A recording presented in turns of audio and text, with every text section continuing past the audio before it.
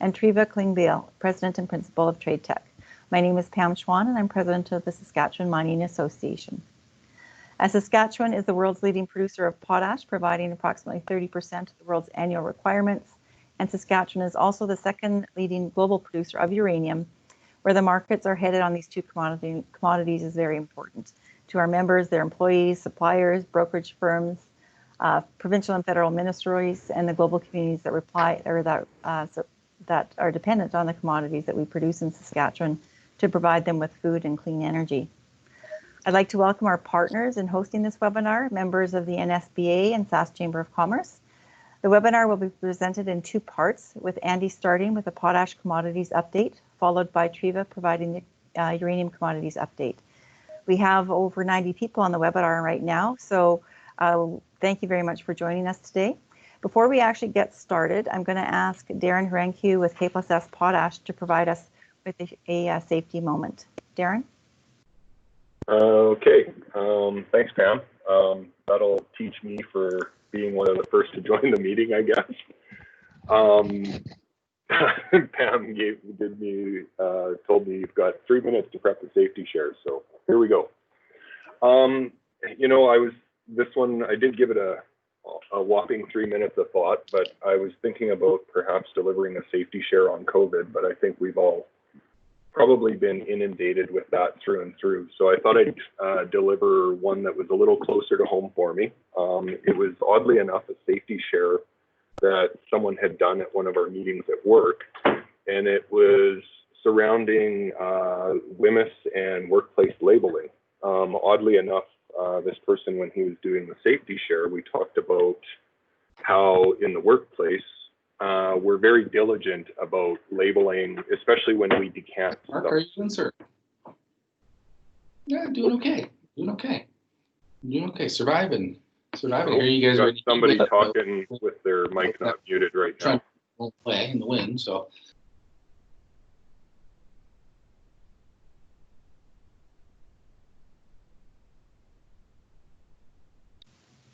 I think you're good to proceed, Darren. Sorry, somehow I ended up getting muted. We talked about decanting substances and how in the workplace, I'm sure everyone's aware, there's very specific regulations and rules around putting workplace labels on products. Yet somehow in and around our homes, that tends to be something that we often all forget about. We talked about how quite often we will take chemicals, we'll look through our garages, our shops, our houses. We will often transfer stuff from one big bottle to another smaller bottle to split it up, have it in different areas. And rather interesting personal share here, where I had my own personal experience of this gone wrong, where my wife thought we had some aphid spray in a pressure container, like a spray container for spraying on, that you would use to spray weeds on your lawn. But I had not labeled this container. I knew full well that there was Roundup in this, so glyphosate in this bottle and container. She, however, did not, and managed to spray it across her entire flower bed. So while my children all thought that was rather hilarious, my wife is probably still working on forgiving me for that one, and it happened over a year ago now. So really just, I guess, overall the safety share or safety moment is, it kind of gears in my mind towards, we spend a lot of time focusing on safety and those sorts of things at work, but often we forget the benefit of taking those same safe behaviors and practices home with us, and can often pay the price. And in this case, it was some poor unsuspecting shrubs and flowers that paid the price for my negligence. But more often than not, it can involve more serious accidents like falling from ladders or electrical safety. You can insert safe behavior in fill in the blank and probably find something similar. So that's my safety share. Thanks very much, Darren. It's an important reminder that safety is a 24/7, 365 behavior that we need to have on our minds at all times. So thank you very much for sharing that, and my condolences to your wife and her struggles. Before I turn the microphone over to Jessica, who is Director of Regulatory Affairs with the Mosaic Company and Director of the SMA Board, to more fully introduce our first presenter, Andy, I'd like to go over some virtual housekeeping items. Everybody's microphone has been automatically muted to make sure background noises are at a minimum. Please turn your video camera functions off so that our presenters are featured and we maintain bandwidth. Questions are welcome, but please use the chat function on the Teams bar at the bottom of your screen.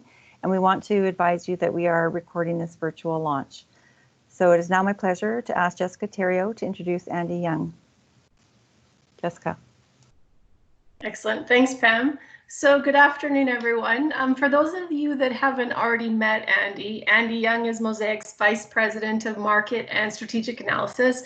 In his role at Mosaic, he's responsible for not only tracking the changes in the global macroeconomic agriculture and fertilizer markets that support our operating decision-making, but also in our evaluation of our longer-term strategic opportunities. Andy also plays an important role in Mosaic's commercial leadership team. Andy joined us in 2013 at Mosaic, and prior to that, he served as a market and strategy consultant for over 10 years, leading a wide range of assignments for companies around the world, both in the ag sector and in the crop nutrient sector. So with that, I'm just going to turn the presentation right over to Andy. All right, well, thank you for that, Jessica, and thanks, Pam, for providing the opportunity to share some of our thoughts on the potash industry. Like Jessica noted, my name is Andy Young, and I'm an economist. I have a much longer title than one word, but that's part and parcel of what I do for Mosaic on a day-to-day basis. And with that, I will not spend much time on our safe harbor, but there will be some forward-looking statements in this presentation, and as such, you are forewarned that any forward-looking statements are inherently risky or bound to have actual events differ from what's presented here. So, potash was not alone last year in seeing some significant price deterioration. It happened across the nutrient sectors, phosphate as well as nitrogen. As we turned the page to 2020, things started to look better. You can see in the chart here that phosphate prices and nitrogen prices were both on the rebound. Potash was still looking for some stabilization. And then COVID-19 interjected itself on the global economy to include the ag and fertilizer economies as well. So grain and oilseed demand has historically been seen as recession-proof, and what's meant by that is, frankly, in layman's terms, that people still need to eat. So even if the economy is booming or not booming, people still want to feed themselves 3 square meals a day, sometimes a little bit more. Myself, being stuck at home more than I typically am, I've found myself eating a little bit more than I typically would. But if you look back in time here, the last 30 years, you can look with the blue line, you can see the various recessions that have taken place. And the orange line showing grain and oilseed demand, it really doesn't go down, and certainly doesn't go down significantly, irrespective of whether or not there's a recession. The question we have today is, this is a much more severe recession than any of these others, or it's certainly expected to be more severe than the others seen in the last 3 decades. Consensus forecasts are creeping above a negative 4% year-over-year decline in global GDP, some as high as 5% year-over-year decline. And because of that severity, we would expect some impact on grain and oilseed demand. The biggest one is very clear here in the U.S. that ethanol consumption has dropped precipitously as people are staying home due to lockdowns and other movement curtailments to prevent the spread of COVID-19. We're seeing those movement restrictions subside now, and ethanol demand is rebounding. I noted there a negative 1% GNO equates to about 1.25 billion bushels of corn. Roughly half of that decline will be made up simply from reduced ethanol consumption in the first half of 2020.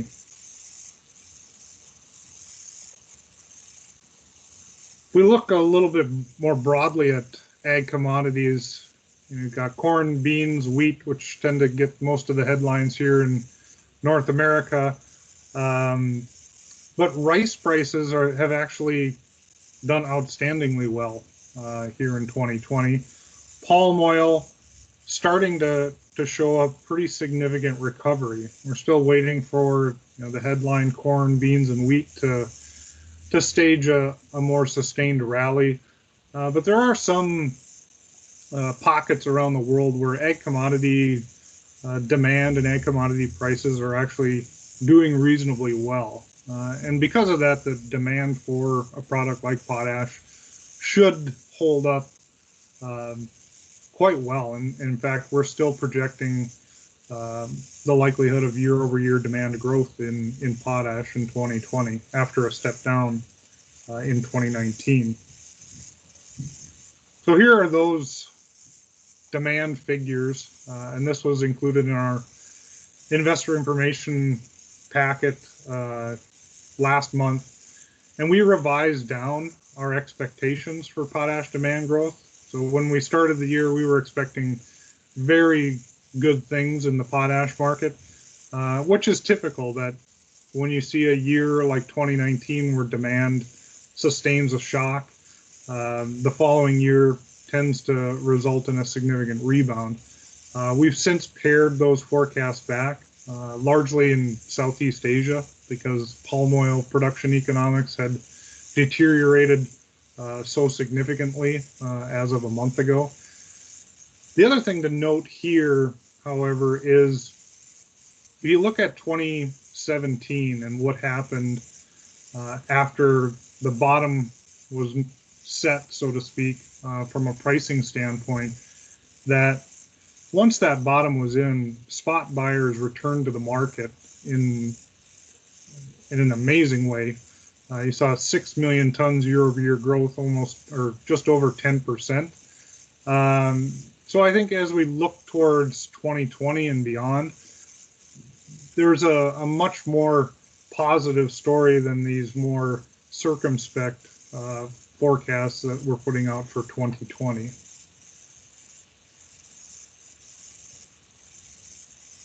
So here is that analog of 2016. So if you go back and look at what happened in 2015, potash prices around the world were falling. And they continue to do so into 2016 up until China and India settled their annual contracts. And that was the floor setting, that the proverbial bottom was in and buyers stepped back in. And then for the next 2.5 years, you saw incremental gains in potash pricing. Will the future mimic this past analog perfectly? It's rather unlikely, but we do think that the stage is set that we should see some recovery in potash producer economics as we move forward.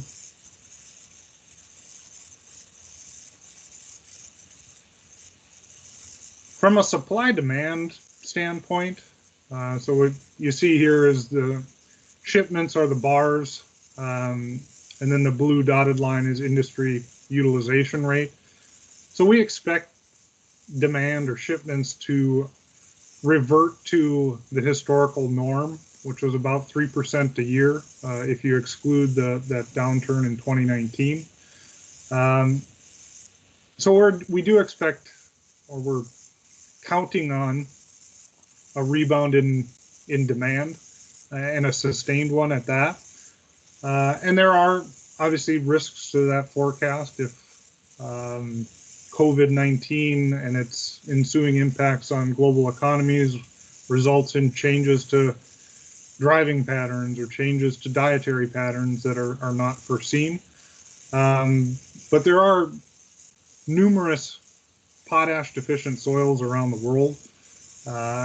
And we do think, or we take comfort in the fact that we do expect demand for ag commodities to rebound, and therefore demand for nutrients, including potash, to rebound as well.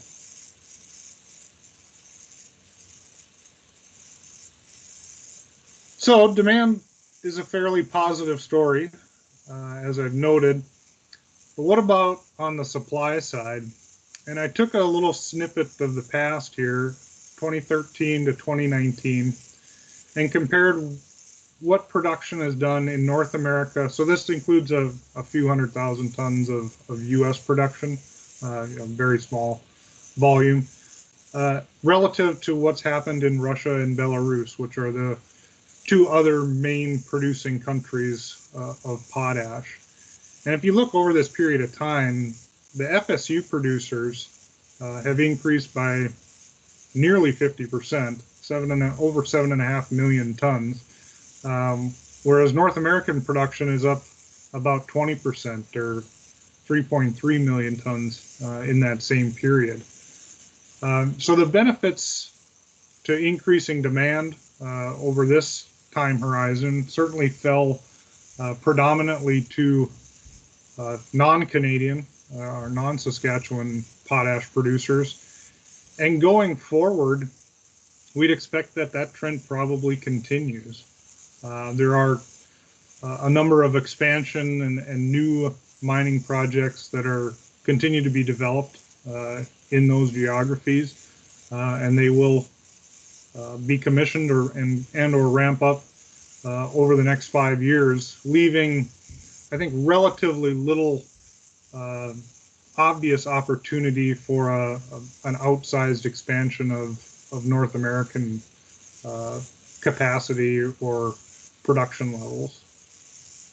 Some recovery, and growth, but it's certainly going to fall. The lion's share will again likely fall to Russia and Belarus. So why is that? One of the biggest reasons is currency. And you can see the red line there, that's an amalgamation of the Russian and Belarusian rubles. They fell rather precipitously in 2014, from mid-2014 towards the end of that year. And they've stayed relatively weak ever since. And that's providing them with a production cost tailwind that other producers around the world simply don't enjoy. The other issue is that Russian and Belarusian producers have a ESG tailwind. Their operating environment is less stringent than what we as an industry or as a company tend to impose upon ourselves, and certainly regulatory authorities in certain jurisdictions ensure. So I highlighted here that, so just taking Russia as an example, Canada produces 66% more potash than Russia does, with roughly half of the amount of CO2 emissions. So our industry writ large is certainly taking ESG to a level that most other producers around the world have yet to do, and that comes at a cost. These are things that are largely out of our control. Things like FX in particular is something we can't control. So we look inwards and say, well, can we control? One of the things here is our costs. Whether it's becoming more efficient, like with the Mosaic example would be the K3 facility, the new shaft, making that operation more efficient than it was in the past.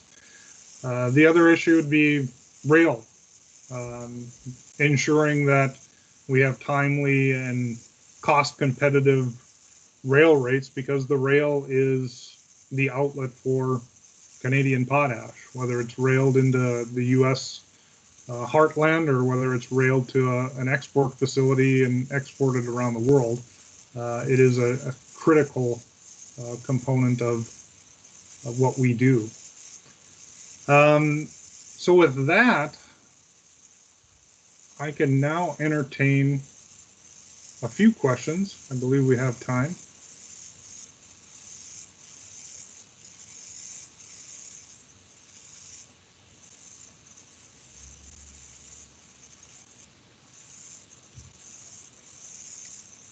Hi, Andy. It's Pam. I am monitoring the chat function and I don't see any questions yet at this time.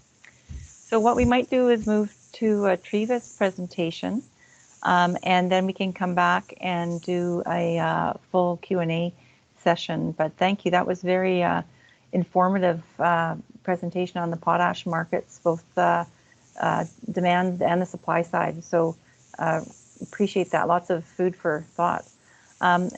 I will now ask Alice Wong, who is another one of the Saskatchewan Mining Association board members and the Chief Operating Officer. Alice, I might have just given you a promotion here. Sorry, I'm just trying to find my notes. Alice,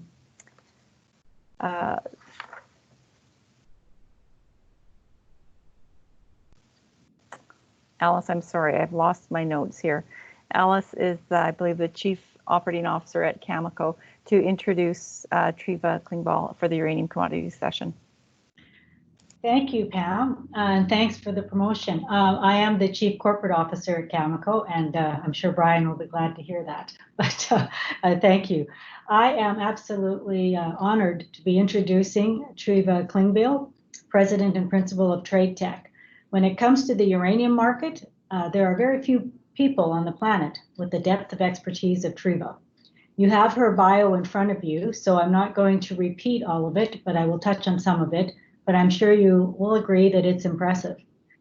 She has been involved in the commercial aspects of the nuclear fuel cycle for nearly 3 decades, and I've had the pleasure of knowing her and working with her for most of that time. TradeTech is widely recognized for its expertise in the nuclear fuel cycle globally, and in large part, it is due to Treva's knowledge and experience and skill. Treva is responsible for overseeing TradeTech's market research and information services, including a wide scope of competitive and strategic market analysis. Treva really is a top-notch expert in the uranium business, and we're very fortunate to have her with us here today. Please welcome Treva to today's Commodities Update. Over to you, Treva.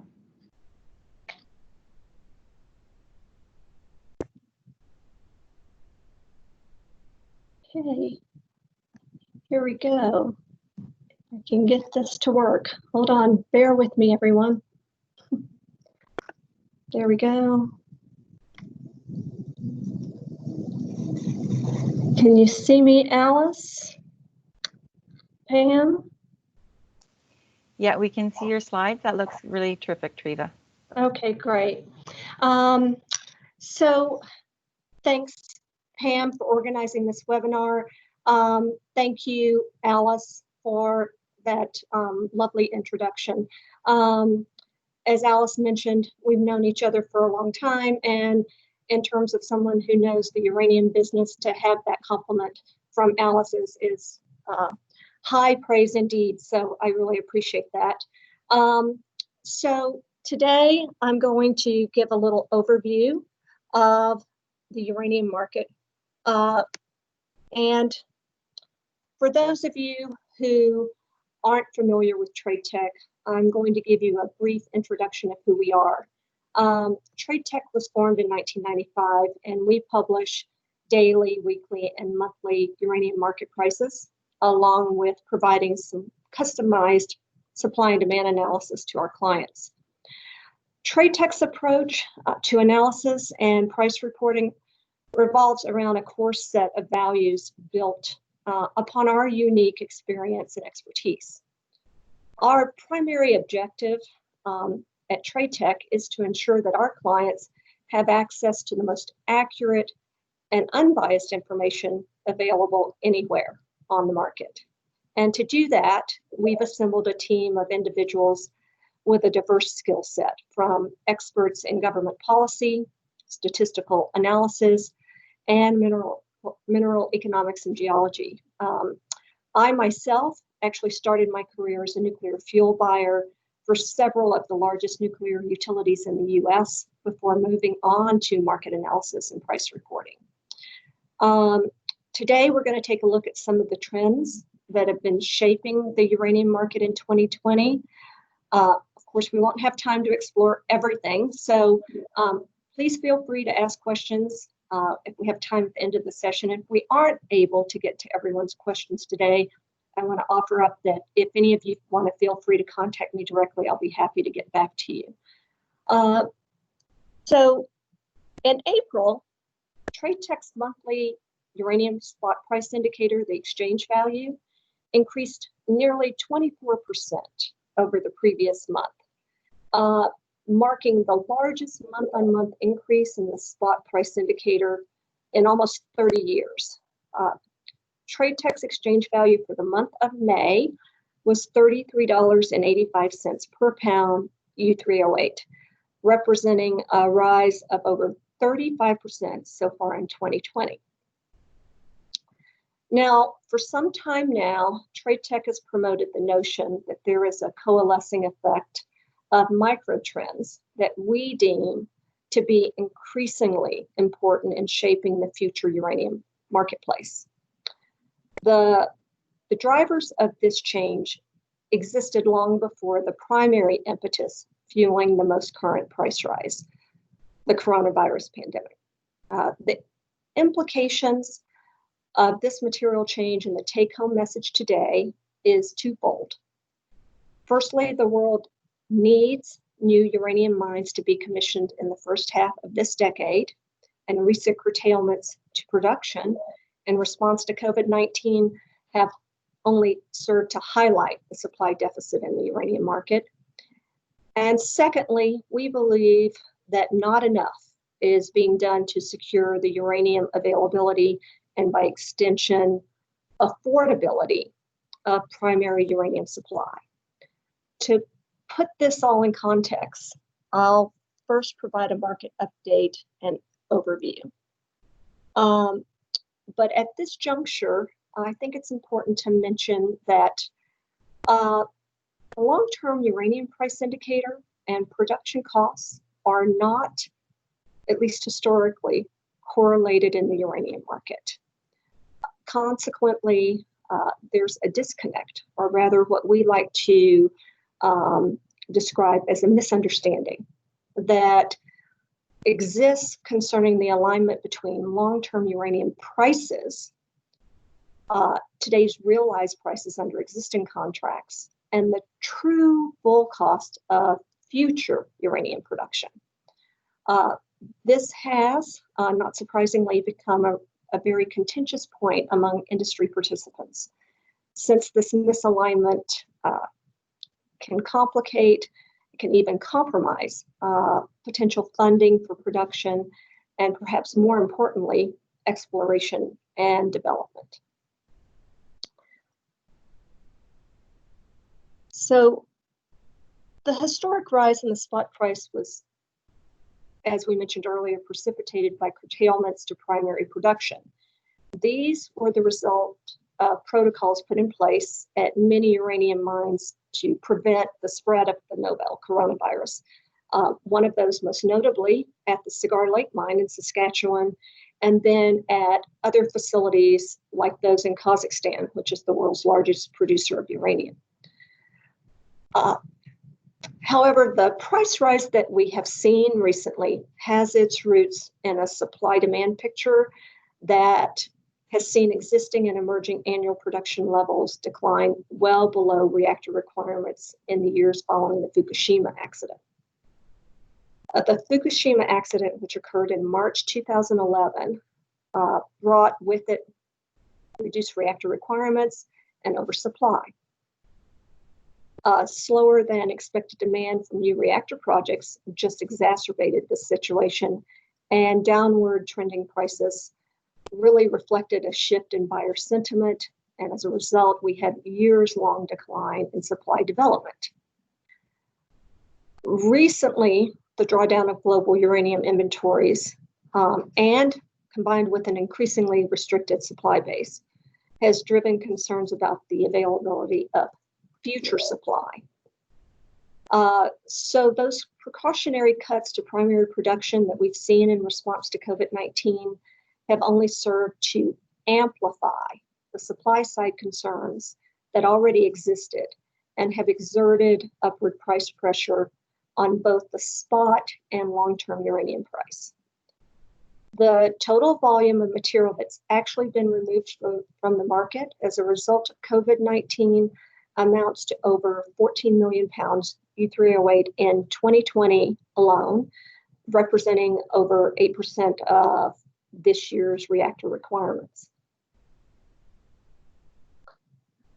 So here I'm going to delve a bit into how the uranium market operates. One of the unique aspects of the uranium market is that it has traditionally been driven by long-term demand. Long-term contracts secure future supply for end users, but in turn, it provides producers and buyers insulation from price volatility.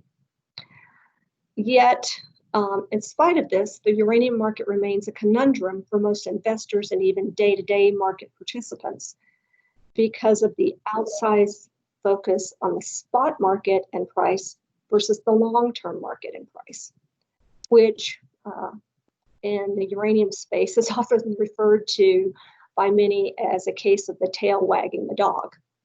And you can see that here on this chart. Spot demand is shown in the light blue area, which is completely dwarfed by the long-term demand shown in the darker blue. Nevertheless, news reports and financial analysts tend to focus on the spot uranium market rather than the term market. The truth is that both markets must be evaluated simultaneously and separately, because while there is a clear symbiotic relationship between the two, they can, and we see this often, do move independently. And so it's important to keep in mind that the bulk of uranium produced eventually winds up committed under long-term contracts. We can also see on this graphic that open-term demand, and I know those of you who are looking at this graph have probably noticed this already, that demand decreased significantly in mid-2019, shown by the dark blue area there on the right-hand part of the graphic. This was primarily due to a drop-off in buying activity by utilities related to uncertainty over the Section 232 petition that many of you might have heard about that was filed by American uranium producers in the US. That concern has since been replaced by other trade uncertainties. Now, typically, a sharp rise in the spot price that we've seen here over the past few months would draw utilities to the market to lock in material before prices rise further. But intermediaries and producers are the parties that are actively stepping into the market at the moment, as utilities continue to grapple with their own efforts to mitigate the spread of the coronavirus during their refueling outages, and along with the concerns that they have surrounding trade issues like the Russian suspension agreement, which determines how much Russian uranium will be allowed to be imported into the US, and now the possibility for potential Iran sanctions due to President Trump's decision to remove some of the waivers associated with the Iran nuclear program. So moving on to this slide, this illustrates how buying activity has actually shifted. You can see here that utilities and to a lesser extent producers drove spot market buying in the early 2000s. Today, intermediaries dominate spot market buying, and trading between intermediaries constitutes over half of that activity. Producers and traders remain the primary buying entities, as utilities, as I said earlier, are focused on trade-related issues and also focus most of their buying attention to the term market. And we can see that here. The term uranium market is a very different story. It continues to be the domain of the end user, the utility. And this is where it's important to remember that uranium is really a single-use commodity. And in order for it to ever truly exit the market, it must eventually make its way into the hands of a utility and be burned off in reactors in order for inventories to be drawn down and for there to be a need for new uranium production. I'm going to take a look now here at actual utility demand. Reactor requirements are now greater than they were pre-Fukushima, and they are expected to remain relatively steady or even increase depending on the region. The region where we do expect to see increase, of course, is China. China remains the epicenter of growth with 45 reactors in operation and another 12 under construction. On a less positive note, unfortunately, we see declines in the US and European Union. This is due to nuclear power struggles with competition from low-cost natural gas and the momentum we see on the renewables front. However, the good news here is that markets are realizing that nuclear and renewables are compatible in filling zero emissions generation. In Japan, which has been one of the main regions that everyone's been looking at for a few years now, reactor restarts, which were steadily on the rise, were halted in 2019. And this is due to several factors, but the primary one was the increasingly stringent regulatory environment, which required utilities to build on-site facilities to meet new anti-terrorism guidelines. But in spite of the slowdowns in growth in Japan and the US and Europe, we see net growth in global reactor requirements. So the question then becomes, where does the supply come from to satisfy the demand? One source that has garnered a great deal of attention, particularly in the financial press and elsewhere, is inventories. And so I'm going to talk a little bit about that and maybe clarify, try to shed some light on some of the issues surrounding the narrative surrounding inventories. We find that it's often rooted more in anecdotal than factual evidence.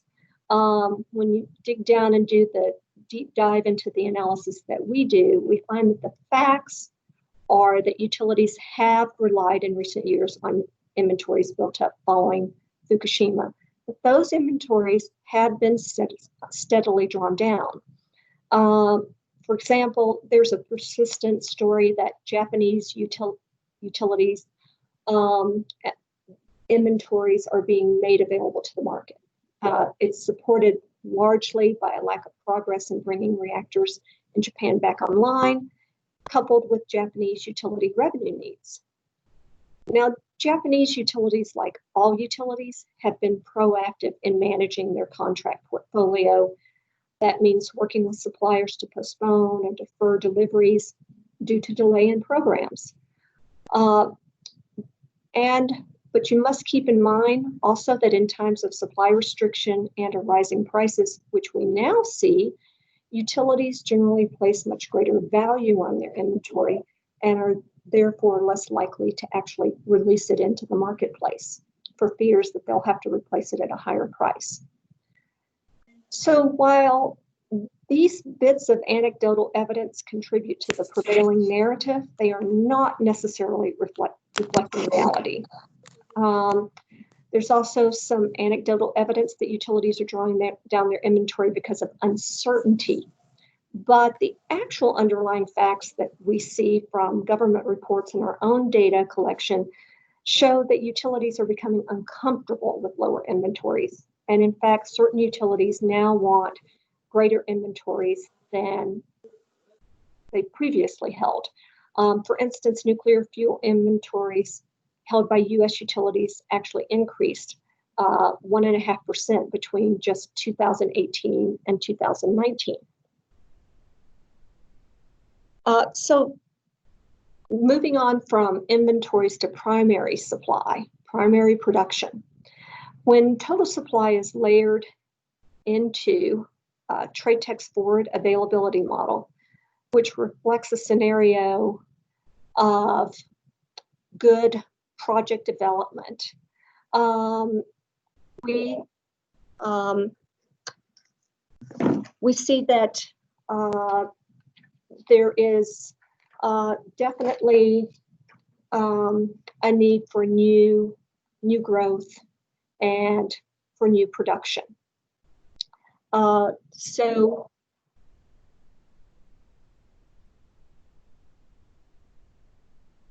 here we can see that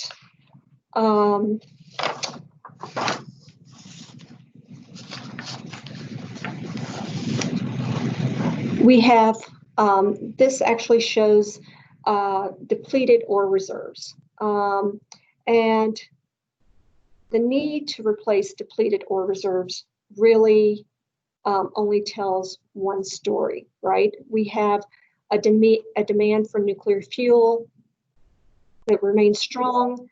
We've got net requirements versus the compound depletion of in-ground production inventories, which is TradeTech's proprietary judgment of a project's economically recoverable uranium resource. Several major mines that underpin today's established uranium supply base are nearing the end of their production lives. Over 55 million pounds of annual production are forecast to deplete their economic ore reserves through 2035. And as you can see illustrated by the green line, this is likely to occur in tandem with a net growth of uranium requirements of approximately 17 million pounds per annum by 2028, above the 2018 base level. And for those of you who may be wondering if China can keep up its pace of new plant builds, Tang Bo, who's the director of China's Nuclear Safety Inspection Department, said recently that the coronavirus outbreak will have no impact on the progress of nuclear plant construction in China in the short term, and reactors already in operation have not been affected. So with reference to this analysis, you can observe 4 distinct phases of uranium reserves depletion. Those occur in the years 2022 to 25, 26 to 28, 2029 to 32, and then in 2033 to 2035. As large-scale major contributors exhaust the economical, mineable components of their respective mineral deposits.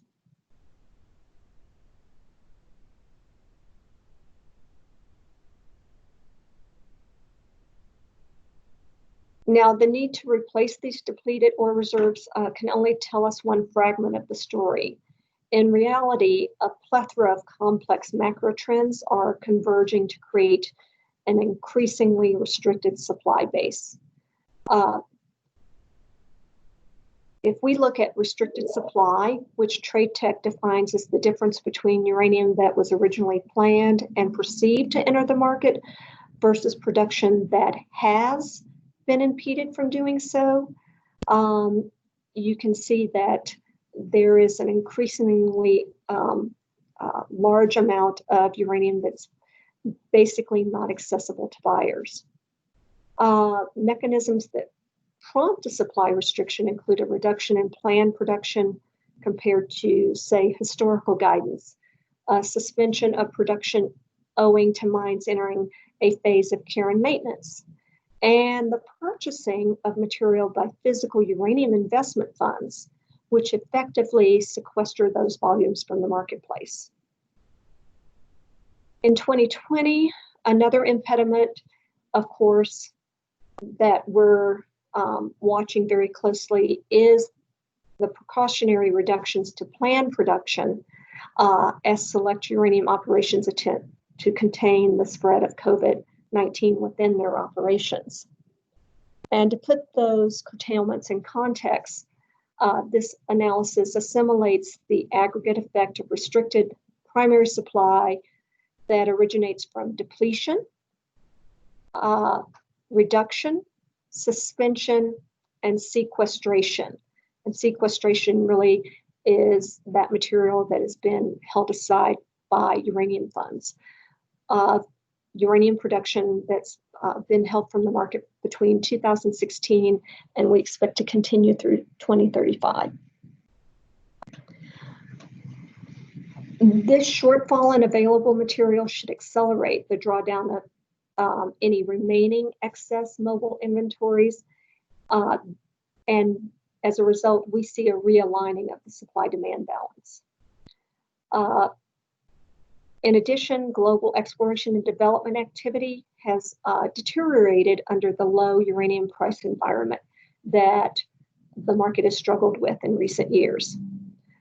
And unfortunately, now with the global economic recession in the wake of the COVID-19 crisis, which looks all but certain, we may see the ability of first and second mover projects to attract the financing necessary for construction to come under some challenge, under some difficulty. So that's one thing that we'll be watching closely. So essentially, we see a gap in available production that exceeds what we saw earlier, and which we expect now to, in fact, in the future, be potentially much larger. So looking ahead, we see a series of discrete but potentially significant events that are converging to cause a fundamental and sustained shift in market fundamentals. We see the net effect of supply side contraction, consolidation, and reductions to planned production, which has created a structural deficit in the supply-demand balance. We expect this to continue and to continue to exert upward pressure on uranium prices. Fundamentals indicate that the world needs new uranium mines. There's really no getting around that. The economic competitiveness of those mines and production that are in care and maintenance has to be taken into consideration as we look at forward analysis. And while COVID-19 may be referred to by some as the catalyst that brought about the recent increase in the uranium price, the trends outlined here were unwinding long before the pandemic hit. Added to this, indecision and underinvestment today could lead to a delay in achieving a future production base that is, number one, ready to produce, and number two, diverse in source and nature. We believe at TradeTech that the elastic band is tightening. Those latent consequences connected to the timely availability of material to the market, we think will manifest as increased price volatility coupled with upward price pressure. And most importantly, the ability to meet future demand is undermined by different perceptions of what 1 pound of uranium costs to produce and its worth, i.e. its price in today's market. So with that, I think I'm well over my time, and I'm going to turn it back over to Pam and to the others for any questions. Thank you very much.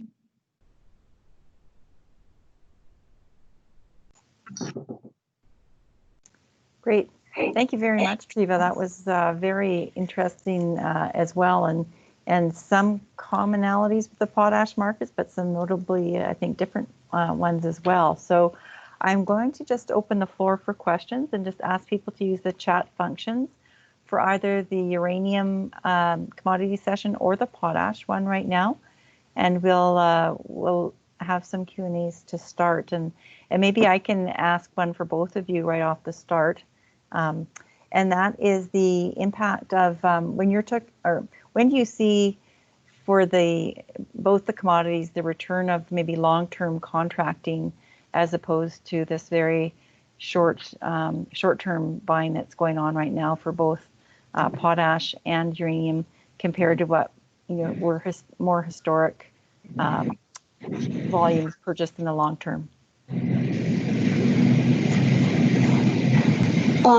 Andy, I don't want to speak over you. I don't know if you want to answer first or. You go ahead and I'll follow along behind. And you'll jump in. So for uranium, we actually see the need for utilities to jump into the long-term market sooner rather than later.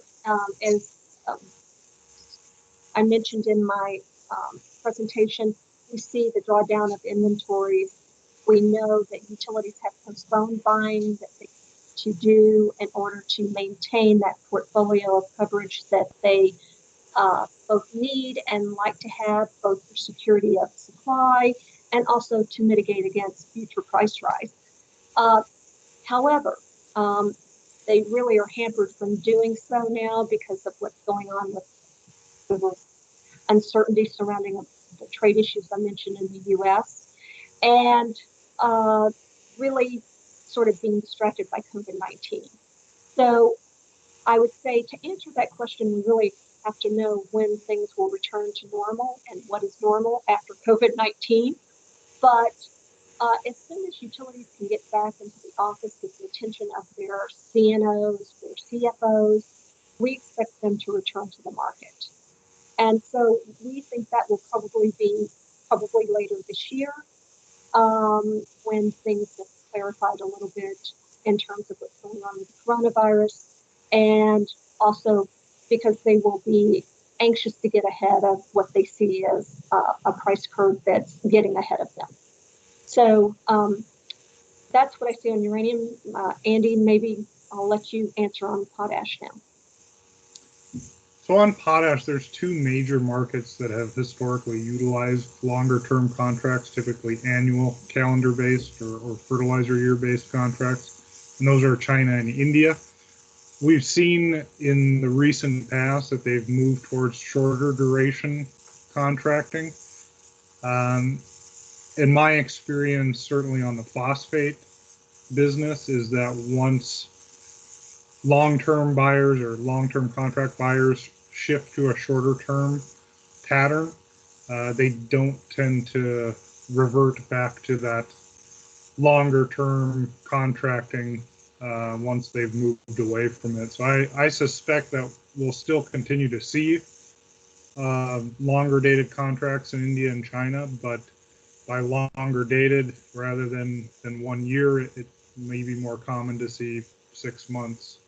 And it'd be highly unlikely to see other geographies move towards a longer term contracting paradigm.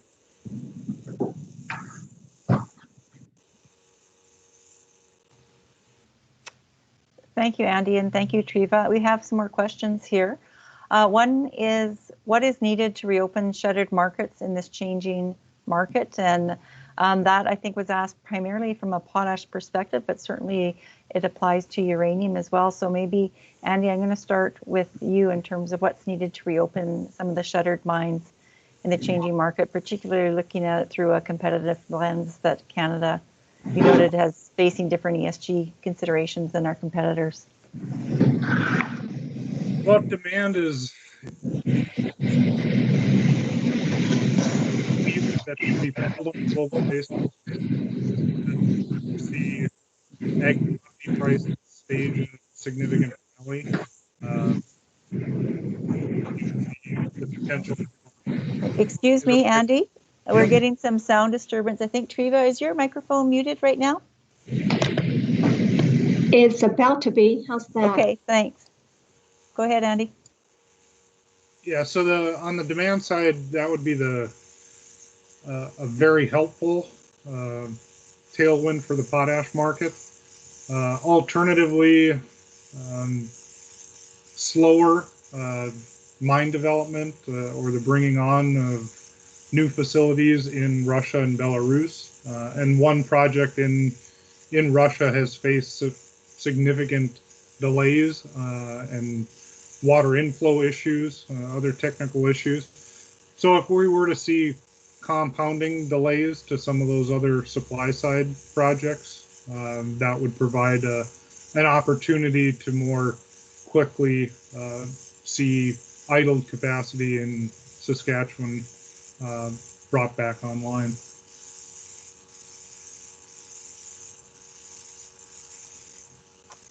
Thanks, Andy. Treva, I'll turn this question over to you from a uranium perspective. What shifts do you see as being needed to maybe accelerate some of the reopenings of the shuttered uranium mines?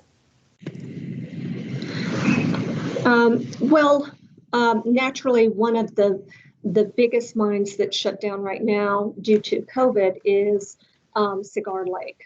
And that really did occur in response to trying to mitigate the potential spread of the coronavirus amongst the workers there and to maintain the safety of the plant.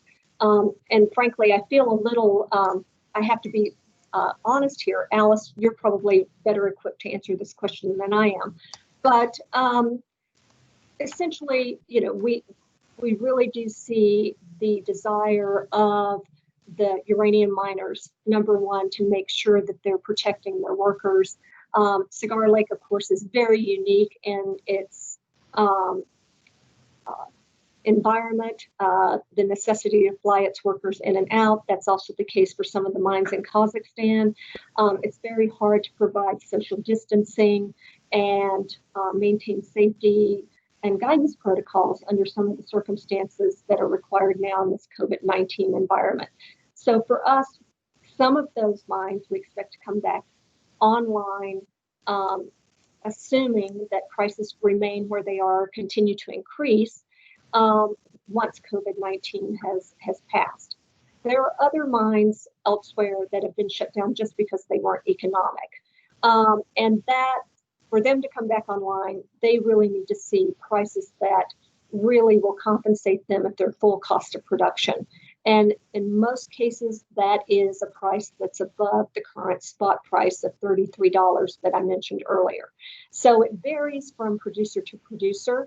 We do expect to see some additional production coming back on immediately following the resolution, assuming there's a resolution, vaccine, whatever it might be on COVID. But then for other facilities, it really is tied to price and the ability of the market to compensate those producers for the cost of bringing those pounds out of the ground.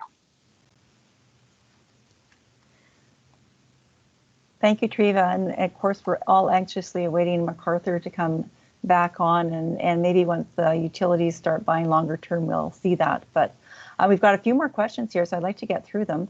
What impact do you see on the uranium market from U.S. Nuclear Fuel Working Group recommendations and the Uranium Reserve Purchase Plan? Treva, that one is for you. Okay.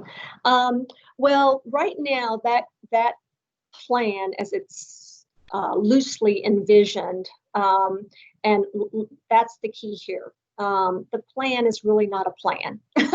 So that's the primary thing to keep in mind here. It's sort of some guidance. And that involves really the US government buying pounds from US producers, newly produced pounds, in order to create a stockpile from uranium producers in the U.S. We don't see that as being a large quantity, just enough to maybe sustain the four uranium producers in the U.S. It would go strictly to the government. They would hold it in stockpile. So it doesn't really, it's sort of set off to the side from the marketplace. There are some industry analysts who think that if they see increased production from the U.S. miners, that if they get support, that then will encourage them to produce more pounds. It will introduce more supply into the marketplace. Personally, we think that's a long way off before that happens. And by the time they would get to that stage, the market would likely need those pounds anyways. We talked about the resource depletion we were talking about earlier. And so essentially, it really doesn't have much of an impact other than it's just one more trade issue for the market to have to follow and keep tabs on, because in the US today, trade policy is an ever evolving and truly sort of changing cycle depending on the next 24 hours. So it's just another element that we need to watch, but it's not the big mover in the marketplace right now. Thanks, Treva. And we have one last question, and then we will need to close the webinar off. But Bob is asking, how do you see the higher than expected inventories of the U.S. utilities published last week? I'm not sure if that is the U.S. utilities published last week, and what do you expect from the EU numbers that will be published next week for uranium? Well, those numbers were higher, but just marginally higher. They weren't significantly higher. And if you look at the data that we showed you in terms of how utilities have been focused for really 18 months on Section 232 and how that caused them to delay some of their long-term contracting, it would make sense, number one, that they would rely on inventories. But number two, the real issue there is you have to sort of pay attention to when are refueling outages occurring with those reactors. We've had, just in the course of COVID, 18 reactors who are actually going through refueling outages, and that means they're not drawing down their inventories. We had a case of utilities came to the market, they purchased, they were getting deliveries that added to their inventory, and then we sort of went through a phase where there were a lot of refueling outages where they weren't drawing it down. So it's to us, it's really not much of a change. It's not meaningful in any way. It doesn't indicate anything significant. It's just the ebb and flow of inventories that happen with reactors when you have 18 and 24-month cycles. And then in Europe, we would expect those inventories may be higher, just marginally again, and probably due to the same reasons. Everyone's sort of taking into account buying in order to get ahead of the supply curve, building up inventories, but at the same time not really drawing them down as quickly as they'd like because they've seen some sort of start-stop with some of their programs. Thanks, Treva, and thank you both, Andy and Treva, for sharing your knowledge with us. We're really fortunate to have had you today to talk about both the potash and the uranium markets, and I think we still are looking at very bright futures in what's forecast for growth over in the long term, which is important given these are long-term investments by the companies. Still some maybe competitive challenges that we're going to have to make sure that we are competitive with our global, other global producers. But thank you very much again for wonderful presentations. We will have the videotape available on our website after this. So I would just also like to thank our SMA board members, Jessica Theriault and Alice Wong, who, yes, is Senior Vice President and Chief Corporate Officer at Cameco, for introducing our speakers today. So I wish everyone a wonderful Saskatchewan Mining Week, remembering that mining is essential to local and global communities. Thank you, everybody. Thanks again, Andy and Treva. You're most welcome. Thank you for the opportunity. No, it's been a pleasure. Thank you.